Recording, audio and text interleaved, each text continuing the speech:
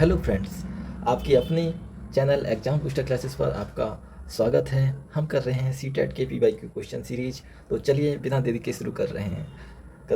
Environmental science studies के question कर रहे हैं हम। ये क्वेश्चन पेपर है जुलाई 2024 का। तो चलिए स्टार्ट करते हैं। क्वेश्चन नंबर 61 है आपका, जोहड़ से संबंधित निम्नलिखित में से कौन सा कथन सही है? सही उत्तर चुनें। यह समुदाय आधारित वर्षा जल संचय प्रणाली है, या यह पानी से अशुद्धियों को फिल्टर करता है, या यह आसपास के कुओं में ज़मीन का पानी इकट्ठा करता है, या फिर यह नदियों से पानी इकट्ठा करता है। तो इसका सही जवाब है ऑप्शन नंबर फर्स्ट, यह समुदाय आधारित वर्षा जल संचय प्रणाली है। क्वेश्चन नंबर 62 है, निम्नलिखित में से कौन सी प्रणाली रणनीति भोजन थीम को पढ़ाते समय पूछताछ को बढ़ावा देती है?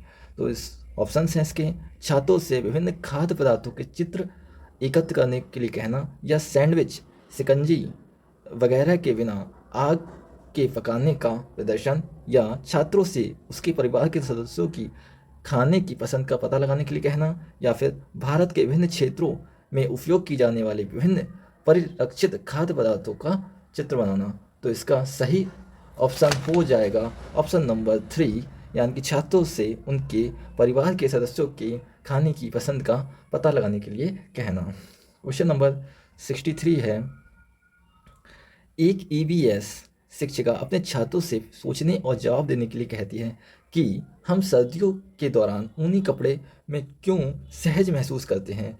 इस प्रकार का प्रश्न है। ये कौन सा प्रश्न है? ये अभिसारी प्रश्न है, या विश्लेषणात्मक प्रश्न है, या काल्पनिक प्रश्न है, या तथ्यात्मक प्रश्न है? तो इसका सही जवाब है ऑप्शन नंबर टू, विश्लेषणात्मक प्रश्न, यानी कि एनालिटिकल क्वेश्चंस।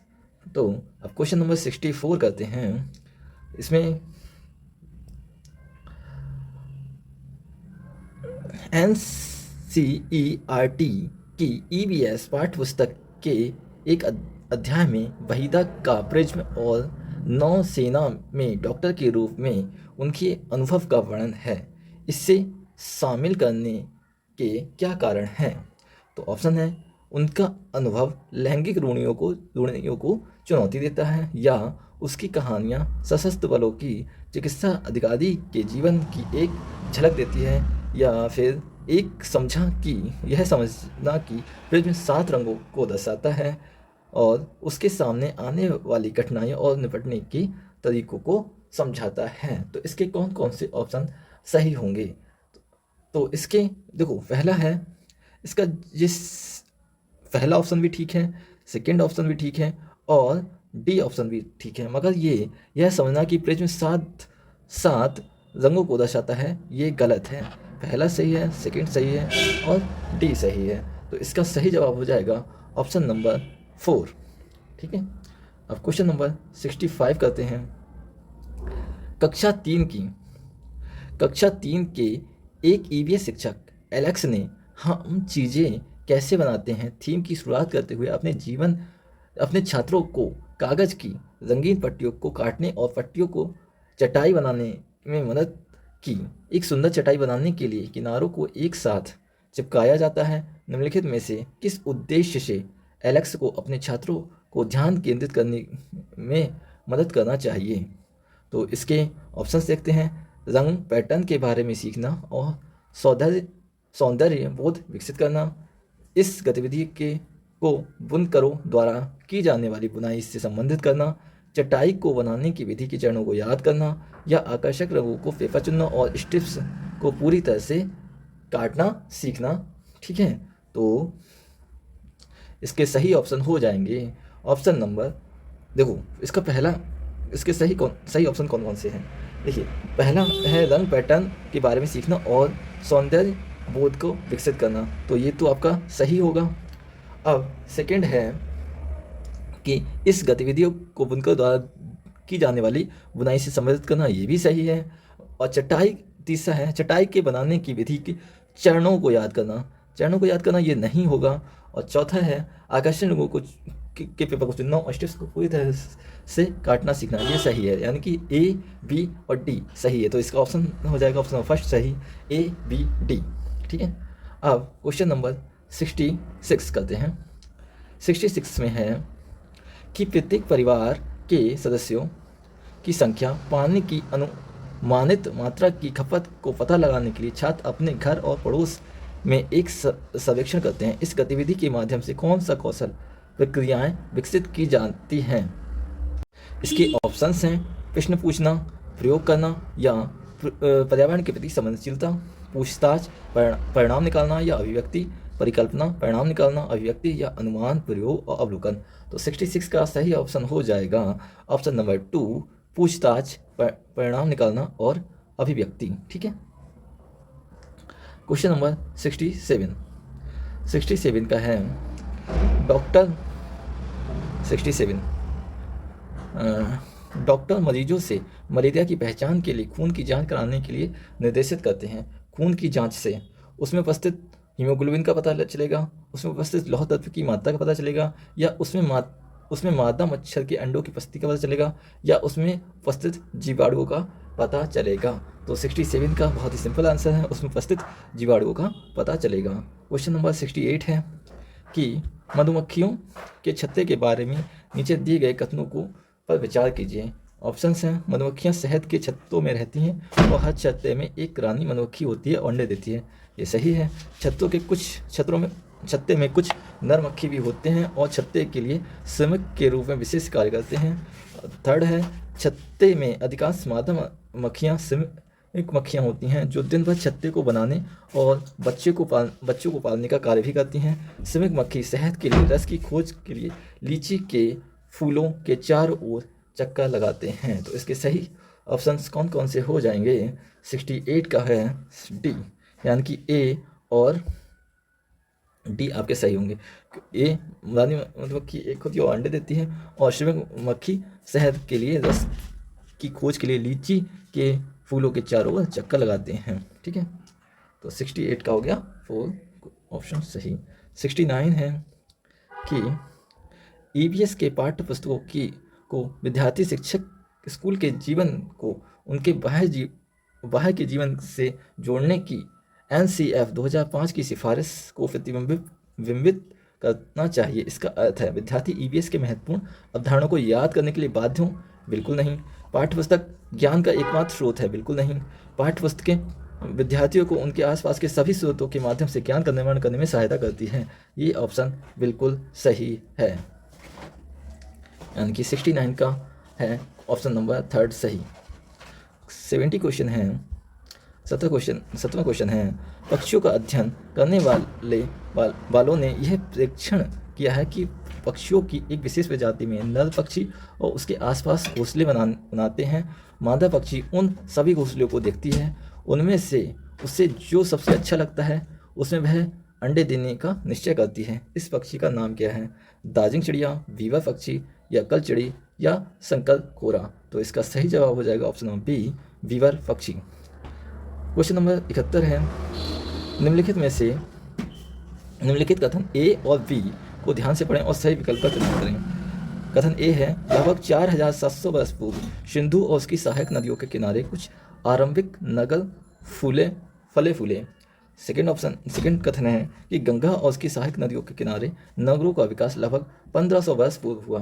तो 71 का ऑप्शन है सी, ए सही है परंतु आर गलत है, यानी कि सिंधु सभ्यता वाला सही है और आर मतलब ए सही है और वी गलत है। क्वेश्चन नंबर 72 है निम्नलिखित में से कौन बाल केंद्रित रणनीतियों को सबसे अच्छा प्रदर्शित करता है? चर्चा, प्रदर्शन, व्याख्यान या सर्वेक्षण? इसमें से कौन कौन से बाल केंद्रित रणनीतियों को सबसे अच्छा प्रदर्शित करते हैं? तो ये है, एक तो सबसे पहले चर्चा और दूसरा है सर्वेक्षण, यानी कि ऑप्शन नंबर डी इसका सही होगा, ए और डी। ठीक है, अब क्वेश्चन नंबर 73 करते हैं। पोचमपल्ली खूबसूरत डिजाइन की चमकदार रंगों की साड़ियों और विशेष प्रकार की बुनाई जैसे पोचमपल्ली भी कहते हैं के लिए विख्यात जिला है। निम्नलिखित में से किसका भाग है? तमिलनाडु का भाग है। पोचमपल्ली कहाँ मिलती है? तमिलनाडु मिलती है, कर्नाटक, महाराष्ट्र या तेलंगाना? तो 73 का सही जवाब होगा option number 4, Telangana. Question number 74 का 4 में है सीमा एक ईवीएस शिक्षिका ने अपने छात्रों के लिए चिड़ियाघर का एक क्षेत्र भ्रमण यानी कि फील्ड ट्रिप का आयोजन किया और निम्नलिखित में से कौन चिड़ियाघर की यात्रा के सबसे उपयुक्त उदाहरण है?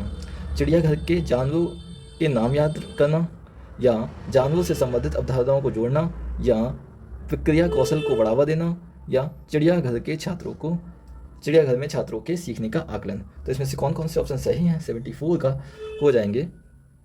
देखो, एक तो चिड़ियाघर के जानवरों के नाम याद करने के लिए फील्ड ट्रिप नहीं कराई जाती है, तो पहला ऑप्शन तो गलत है। सेकंड है जानवरों से संबंधित अवधारणाओं को जोड़ना, ये ठीक है। प्रक्रिया कौशल को बढ़ावा देना, ये भी सही है। या चिड़ियाघर के छात्रों को के सीखने का आकलन, ये भी सही है। तो ए गलत है, बी सी डी, यानी कि इसका ऑप्शन हो जाएगा बी सही, बी सी डी। ठीक है। अब क्वेश्चन नंबर 75 है कि एक ईवीएस शिक्षिका ने अपने छात्रों को जानवरों के बारे में पढ़ाया और निम्नलिखित कार्य करने के लिए कहा। आसपास के विभिन्न जानवरों के नाम लिखिए, विभिन्न जानवरों की गतिविधियों का अवलोकन करो, अवलोकन के आधार पर जानवरों को श्रेणियों में वर्गीकृत करो और जानवर को परिभाषित करो। तो उपयुक्त में से कौन सा प्राथमिक स्तर के छात्रों के लिए उपयुक्त नहीं है? प्राथमिक स्तर के छात्रों के लिए कौन सा उपयुक्त नहीं है? ए सी, बी सी, सी या डी। तो प्राथमिक छात्रों के लिए इन चार ऑप्शन में कौन सा सही नहीं होगा? तो प्राथमिक स्तर के छात्रों के लिए जानवर को परिभाषित करना ये सही नहीं होगा, तो इसका हो जाएगा केवल डी। ठीक है। और क्वेश्चन नंबर 76, हरियाणा के सीमांतवर्ती राज्य कौन कौन से हैं? हरियाणा के सीमांतवर्ती राज्य कौन कौन से हैं? तो उसके हरियाणा के पास हिमाचल प्रदेश, राजस्थान और उत्तर प्रदेश। हिमाचल प्रदेश, राजस्थान और उत्तर प्रदेश। तो इसका ऑप्शन होगा ऑप्शन फर्स्ट सही। 77 कथन है, दो कथन दिए हैं। कथन ए है, रेशम का कीड़ा अपनी मादा को उसके गंध से कई किलोमीटर दूर से पहचान लेता है। सेकंड कथन है, कुछ मादा कीड़े फेरोमोन्स छोड़ते हैं जिससे गंध को नर कीड़े पहचान लेते हैं। तो इसका सही जवाब हो जाएगा ऑप्शन नंबर फर्स्ट। दोनों कथन सही हैं और ए सही आर की सही व्याख्या कर रहा है, क्योंकि ये भी कथन सही है कि कई किलोमीटर दूर से ही सही पहचान लेता है और मादा कीड़े फेरोमोन्स छोड़ते हैं। अब क्वेश्चन नंबर 78 है कि ईवीएस पाठ्यक्रम को 6 थीमों में बांटा गया है। पानी, आपसी संबंध, भोजन, यातायात, आवास एवं वस्तुएं कैसे कार्य करती हैं, और ईवीएस के थीम बच्चों के जीवन के लिए बहुत करीब है। ईवीएस के थीम बच्चों के जीवन के बहुत करीब हैं। तो इसका सही जवाब हो जाएगा कि देखो, कथन फर्स्ट तो गलत है, क्योंकि ईवीएस के पाठ्यक्रम में 6 थीमों में बांटा गया है, जो कि गलत है, और कैसे कार्य करती हैं ये गलत है। मगर ईवीएस के थीम छात्रों के जीवन के बहुत करीब है, ये ऑप्शन सही है। तो यानी कि कथन फर्स्ट गलत है और कथन सेकंड सही है। तो इसका ऑप्शन नंबर 4 सही हो जाएगा। अब क्वेश्चन नंबर 79, दिए गए कथनों को ध्यानपूर्वक से पढ़ें और सही विकल्प चुनें। जाइलम जल और खनिजों को जड़ों से पौधों के विभिन्न भागों में तक पहुंचाता है, सही है। फ्लोएम भोजन की पत्तियों से पौधे के विभिन्न भागों में स्थानांतरित करती है, ये भी सही है। यानी कि ए और आर दोनों सही हैं। तो ऑप्शन नंबर हो जाएगा ए सही, दोनों ए और बी सही हैं। क्वेश्चन नंबर 80 है कि व्यापक मूल्यांकन का अर्थ है कि एक छात्र का मूल्यांकन करने का समग्र तरीका, जिस तरीके से एक ईवीएस शिक्षक ईवीएस में व्यापक मूल्यांकन के लिए अपने छात्रों का आकलन कर सकता है, वह है। मतलब एक शिक्षिका अपने छात्रों का व्यापक तरीके से मूल्यांकन किस तरीके से कर सकती है ईवीएस शिक्षिका? तो इसका है शिक्षकों का अवलोकन, अर्धवार्षिक और वार्षिक परीक्षा, गतिविधियों के मूल्यांकन की रेटिंग स्केल और पोर्टफोलियो। तो इस शिक्षकों का मूल्यांकन इससे भी कर सकते हैं। अर्धवार्षिक और वार्षिक परीक्षा, इससे बच्चों का पूर्णतः मूल्यांकन नहीं किया जा सकता है। और गतिविधियों के मूल्यांकन के लिए रेटिंग स्केल, इससे मूल्यांकन किया जा सकता है। पोर्टफोलियो तो होता ही है, पूरा बच्चे का पूरा मूल्यांकन। तो इसके ऑप्शंस पूछा है सही, और इसके 3 ऑप्शन सही हैं, इसलिए इसे प्रीवियस ईयर में इसको सभी को कॉमन नंबर दिए गए थे। ठीक है। क्वेश्चन नंबर 81, रवि ने एक गिलास में जल दिया, उसमें उसने एक साबुत नींबू डाल दिया। वह उस गिलास में बहुत सारा नमक डालता है और आधा चम्मच एक बार में। कुछ समय पश्चात उसने पाया कि नींबू जल में डूब गया, नींबू जल में तैरने लगा, नींबू जल के दो भागों में टूट टूट गया और नींबू जल गिलास के बीचों बीच चला गया। तो 81 का ऑप्शन है ऑप्शन 1, नींबू जल में तैरने लगा, क्योंकि जब उसने नमक डाला तो उसकी डेंसिटी बढ़ गई, इसलिए नींबू जल में तैरने लगा। क्वेश्चन नंबर 82 है, निम्नलिखित में से कौन सा समूह प्राथमिक स्तर के ईवीएस की थीमों को दर्शाता है? मौसम, पानी, यात्रा या भोजन पदार्थ, आवास, परिवार और मित्र, यात्रा, प्राकृतिक संसाधन या आवास, यात्रा, चीज़ों जो हम बनाते हैं और करते हैं। तो इसका सही जवाब हो जाएगा ऑप्शन नंबर 4, आवास, यात्रा, चीज़ें जो हम बनाते और करते हैं। क्वेश्चन नंबर 83, अल बरूनी के बारे में निम्नलिखित कथनों में से कौन सा कथन सही नहीं है? सही नहीं है उत्तर चुनें। अल बरूनी जहाँ से आए थे उसे आजकल उज्बेकिस्तान कहते हैं, या आज 1000 से भी ज़्यादा साल पहले वे भारत आए थे। उसने भारत के उस समय के तालाबों के बारे में कुछ भी नहीं लिखा है, या उसने अपने लेखों में भारत में तालाब बनाने की तकनीक की प्रशंसा की है। तो इसका कौन सा सही नहीं है ऑप्शन, वो है 83 का 3 ऑप्शन, यानी कि उसने भारत के उस समय के तालाबों के बारे में कुछ भी नहीं लिखा, उसने तालाबों के बारे में लिखा था। 84, क्वेश्चन नंबर 84 है, कथन दिए हैं, 2 कथन दिए हैं। बोरा असम में प्रयोग की जाने वाले धान की एक सामान्य प्रकार है और धान की खेती चिकनी मिट्टी में अच्छी होती है और इस फसल में प्रचुर मात्रा में पानी चाहिए होता है। तो इसके सही दोनों सही हैं या दोनों गलत हैं, या एक सही है या एक गलत है? तो इसके दोनों ऑप्शन सही हैं कि बोरा जो है असम की प्रयोग की जाने वाली सामान्य धान की एक किस्म है और धान की खेती के लिए चिकनी मिट्टी चाहिए, जिससे प्रचुर मात्रा में पानी की आवश्यकता भी होती है। तो इसका 84 का ऑप्शन नंबर फर्स्ट सही है, ए और बी दोनों सही हैं।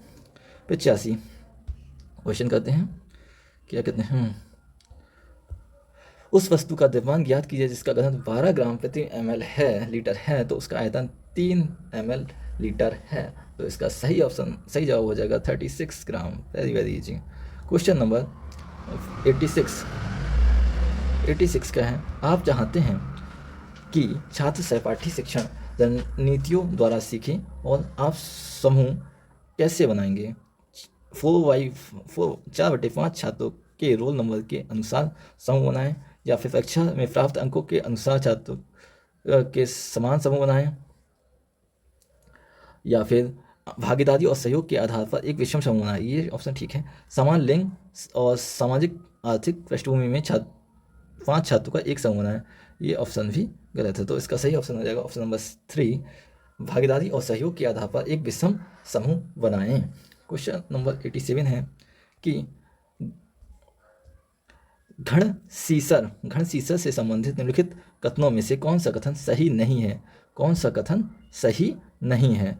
तो इसके ऑप्शन है, जैसलमेर राजा घड़सी ने इसे बनाया था, या ये लगभग 650 साल पहले बनाया गया था, यह 9 तालाबों से जुड़ा हुआ है, या फिर यह तालाब आज भी प्रयोग में है। तो इसका सही नहीं है पूछा गया है, तो इसका सही जवाब है, यह तालाब आज भी प्रयोग में है। ये तालाब आज प्रयोग में नहीं है, इसलिए इसका सही ऑप्शन हो जाएगा ये option number 4। Question number 88, theme परिवार और मित्र ईवीएस में एक प्रमुख थीम है।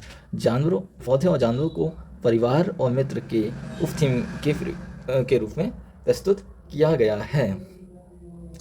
ये ऑप्शन सही है।